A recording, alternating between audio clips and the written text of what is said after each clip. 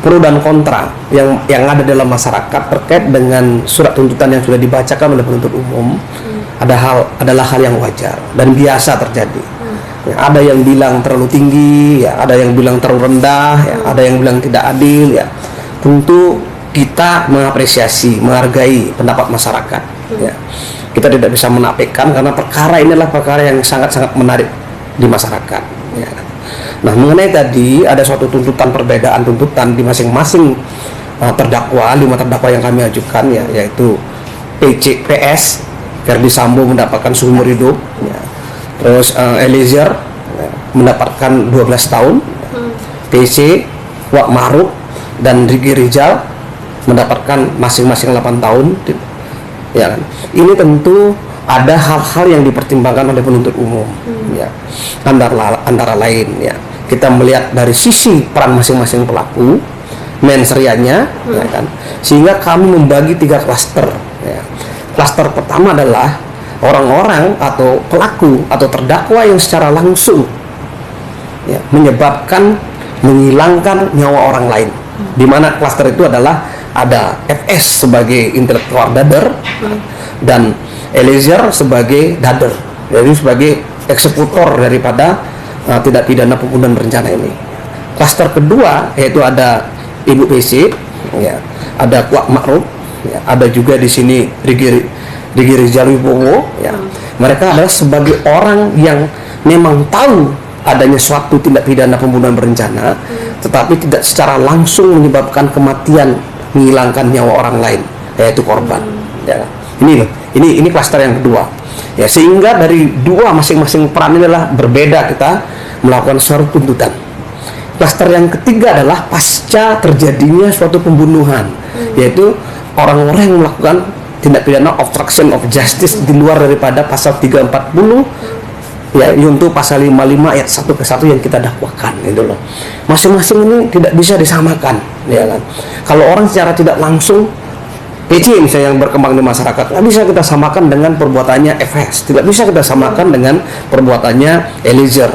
Nah, inilah yang dinilai oleh penuntut umum, kemudian penuntut umum menyampaikan kepada pimpinan tentunya menyetujui apa yang disampaikan oleh teman-teman penuntut umum.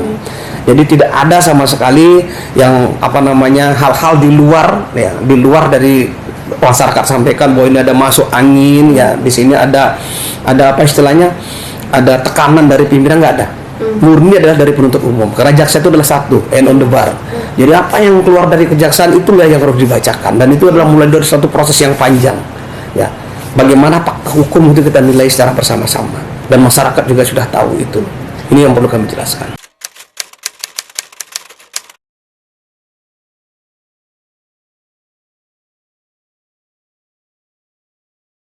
Ketiga orang ini kenapa mendapatkan tuntutan yang sama menurut penilaian kami penuntut umum, ya kan, gitu ya. Karena mereka 3 orang ini adalah jadi rumpun klaster yang kedua.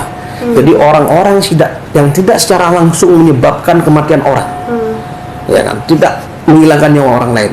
Tapi rumpun pertama menjadi sempurna satu tindak pidana pembunuhan berencana itu adalah karena mereka yang menyuruh melakukan dan dieksekusi, ya, sehingga menyebabkan hilangnya nyawa orang lain.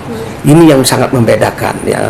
Nah, rumpun yang kedua ini mereka tidak berbuat untuk melakukan satu tindak pidana secara langsung, tapi dia mengetahui satu tindak pidana dan mengetahui suatu proses perencanaan, tapi tidak berbuat apa-apa untuk menghentikan, apalagi tidak menghalangi atau memberikan saran agar tindak pidana itu terjadi. Seperti itu.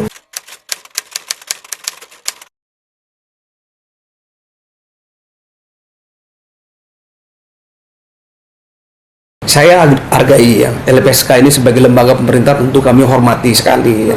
Saya mengapresiasi semua proses persidangan pengamanan terhadap diri terdakwa dari Baradahe sampai saat ini juga berjalan dengan baik, itu kami hargai. Namun demikian kami terikat dengan tadi, pembuktian itulah terikat dengan para peran terdakwa masing-masing terungkap di persidangan, ya. Pertama itu. Yang kedua, kita lihat dulu secara yuridis, ya. Secara yuridis itu seperti ini. Apakah pembunuhan berencana secara limitatif diatur di dalam Undang-Undang LPSK adalah berhak mereka diberikan, ya, itu diberikan justice kolaborator. Kan itu kita kaji, ya, ternyata di dalam undang-undang secara limitatif tidak ditegaskan bahwa pembunuhan berencana itu sendiri, ya, bukan merupakan daripada tindak pidana tertentu sebagaimana surat edaran Mahkamah Agung nomor 4 2011 ya. Yang dimaksud tindak pidana tertentu itu Mbak secara tegas sudah dijelaskan di sana, yaitu tindak pidana yang terorganisir. Apa itu? Tindak pidana narkotika, korupsi, ya, tindak pidana TPPU, tindak pidana pencucian uang, tindak pidana trafficking, yaitu penjualan orang. Ini yang diatur, gitu loh. Khusus perkara pembunuhan berencana, secara limitatif atau secara tegas tidak diatur mengenai itu. Itu satu. Yang kedua, yang menjadi pertimbangan yang paling terpenting di sini adalah, saya sudah sebutkan di awal bahwa mereka termasuk klaster pertama, yaitu klaster pelaku utama dalam suatu tindak pidana. Ini jelas secara undang-undang tidak dibenarkan. Namun demikian, nah ini loh, rekomendasi ini kami hargai dan kami akomodir dalam surat tuntutan, sehingga Baradae ini mendapatkan keringanan hukuman daripada pelaku utama, yaitu Ferdy Sambo. Nah itu loh, sehingga sangat jauh jaraknya. Ferdy Sambo kita berikan tuntutan umur hidup, sedangkan Baradae di sini kita berikan tuntutan 12 tahun. Nah itu sudah hal yang meringankan. Kenapa? Karena termasuk saksi yang kooperatif, saksi yang membuka, saksi yang berkata jujur, kita anggap dalam satu persidangan dan konsisten memberikan persidangan. Kalau seandainya dia tidak melakukan itu, kita samakan mungkin tuntutannya dengan Ferdy Sambo, itu dong. Nah, jadi selama ini yang berkembang di masyarakat bahwa mereka ini bisa tidak dipertanggungjawabkan secara pidana. Nah itu ada di dalam satu tindak pidana pasal 44 sampai pasal 52 KUHP. Itu berbeda sekali dengan JC. Berbeda sekali, karena pertanggungjawaban pidana pasal 44 sampai pasal 52 KUHP itu adalah itu menghilangkan pidana dan tidak harus di pengadilan. Pertama dari jaksa itu kalau pada saat penelitian tahap pertama itu sudah dengan sendirinya tidak sampai ke pengadilan perkaranya. Karena apa? Terikat dengan tadi. Kalau dia melakukan perintah undang-undang seperti regu tembak, ya, itu diatur oleh undang-undang. Ya, dan mereka tidak akan dihukum karena undang-undang yang memerintahkan dia untuk melakukan menghilangkan nyawa orang lain. Tapi kalau ini melaksanakan perintah jabatan tidak tepat juga, karena tidak melaksanakan perintah jabatan yang sah itu tidak ada sampai menghilangkan nyawa orang lain, ya kan? Nggak ada. Nah, inilah yang sering disampaikan di beberapa media, ini tidak sama dengan pertanggungjawaban pidana dengan GC, sangat berbeda. Ya, GC ini juga Mbak, ya saya sampaikan GC ini yang pada akhirnya nanti pada proses persidangan ke depan ini adalah yang menentukan adalah majelis hakim. Yang kami hanya merekomendasikan, apakah rekomendasi kami itu berupa terdakwa yang bekerja sama dan kooperatif memberikan keterangan secara jujur, ya kan? Itu apa sampai di sana, atau nanti diberikan GC khusus sehingga dia diberikan hukuman lebih ringan daripada terdakwa yang lain. Ini proses masih panjang, masyarakat harus menunggu ini seperti itu.